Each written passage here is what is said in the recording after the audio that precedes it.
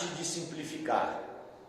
Recentemente eu vi uma matéria de Steve Jobs, um gênio da tecnologia, e me chamou a atenção que ele disse que o grande foco dele sempre foi na simplicidade e que isso era muito mais difícil do que fazer um produto complexo. E eu trouxe essa realidade para o Jiu-Jitsu. Eu já tenho refletido há algum tempo sobre isso. A grande maioria das vezes que o aluno erra um movimento, que ele tem dificuldade, é porque ele complicou um movimento que na teoria era simples. E ele botou alguma coisa a mais, às vezes uma fuga de quadril, uma pegada, uma movimentação que não precisava ter feito. Ou ainda, ele nem iniciou o movimento, não tentou praticar, não tentou executar o movimento, porque na cabeça dele aquele movimento era muito complexo. E aí a gente pensando nisso como professor, de que maneira eu consigo simplificar o meu jiu-jitsu?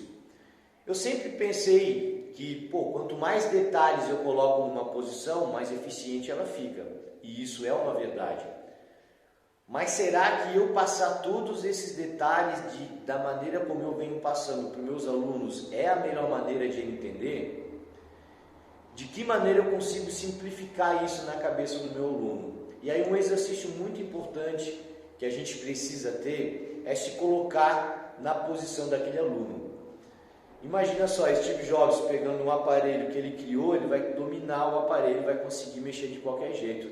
Mas ele tem que pensar, a hora que o cliente comprar o iPhone a primeira vez, como é que ele vai conseguir utilizar aquilo de uma maneira simples. E a gente tem que pensar da mesma forma em relação ao jiu-jitsu. Hoje eu penso com uma cabeça de faixa preta, estou completando agora, vou completar 10 anos de faixa preta, e para mim hoje muita coisa parece simples. Mas se eu pensar como o meu aluno que está começando agora no jiu-jitsu, eu tenho que entender que aquilo que é simples para mim pode ser complicado para ele. E aí eu tenho que pensar de que maneira eu posso simplificar aquela informação para eu conseguir transmitir ela ao meu aluno.